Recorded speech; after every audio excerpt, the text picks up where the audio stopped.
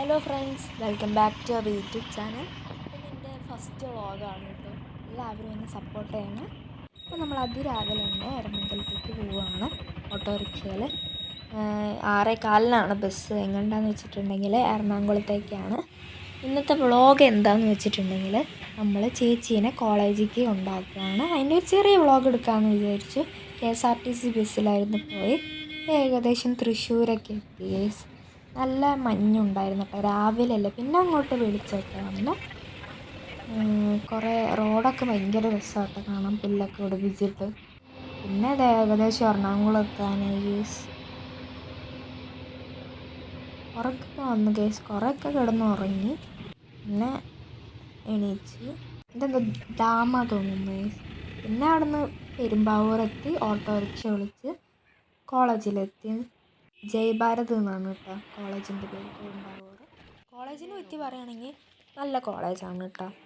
അവിടെ നിന്ന് നമ്മൾ നേരെ പോയത് ഒരു ഓഡിറ്റോറിയത്തേക്കാണ്. അവിടെ ഈ പ്രിൻസിപ്പളും അങ്ങനെയുള്ളവരൊക്കെ എന്തോ പ്രസംഗം നടത്തുന്നുണ്ടായിരുന്നു. അത് കഴിഞ്ഞ് ഞാനും അച്ഛനും കോളേജിന് പുറത്ത് വെയിറ്റ് ചെയ്യുകയാണ്. അവർ രണ്ടാളെന്തോ ഫോമൊക്കെ പൂരിപ്പിക്കുകയാണ്.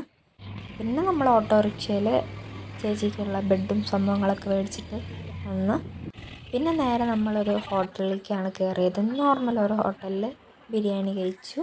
നല്ല ബിരിയാണിയാണ്, എനിക്കിഷ്ടപ്പെട്ട്. അവിടെ നിന്ന് നമ്മൾ നേരെ ഹോസ്റ്റലിലേക്ക് പോവുകയാണ്.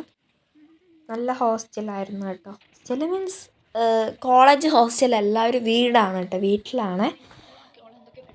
ഇങ്ങനെ ഞാനും അച്ഛനും വാർപ്പിൻ്റെ മുകളിലിരിക്കുകയാണ്. അവരെന്തോ ബെഡൊക്കെ സെറ്റാക്കുകയാണ്. നമ്മൾ ഇവിടെ വെയിറ്റ് ചെയ്തിരിക്കുകയാണ്. നല്ലൊരു എന്താ പറയുക, പ്രകൃതി രമണീയമായ സ്ഥലമായിരുന്നു. അത് കഴിഞ്ഞ് നമ്മൾ 3 പേരും ഓട്ടോറിക്ഷയിൽ പോവുകയാണ് ഗേസ്. പോകുമ്പോൾ 4 പേരായിരുന്നു, വരുമ്പോൾ ഒരാൾ കുറഞ്ഞു. പിന്നെയാണ് ഗേസ് നമുക്ക് ഓർമ്മ വന്നത് ആ കടയിൽ നിന്ന് പിന്നെ ഓടുന്നതിൻ്റെ തിരക്കിൽ പായ എടുക്കാൻ മറന്നു. പിന്നെ പായം കുത്തിപ്പിടിച്ച് വീണ്ടും ഹോസ്റ്റലിലേക്ക് പോയി. പിന്നെ ഓട്ടോറിക്ഷ പറഞ്ഞു കേട്ടോ. നമ്മൾ പിന്നെ പ്രകൃതിയെ ആസ്വദിച്ച് നടന്ന് പോകാമെന്ന് കരുതി. പ്രകൃതിയെ ആസ്വദിക്കുന്നതിൻ്റെ ഇടയിൽ നാട്ടുകാരൊക്കെ ചിലപ്പോൾ ചീത്ത പറയും. അതൊന്നും നമ്മൾ സഹിച്ച് വേണം നമ്മൾ നടക്കാൻ.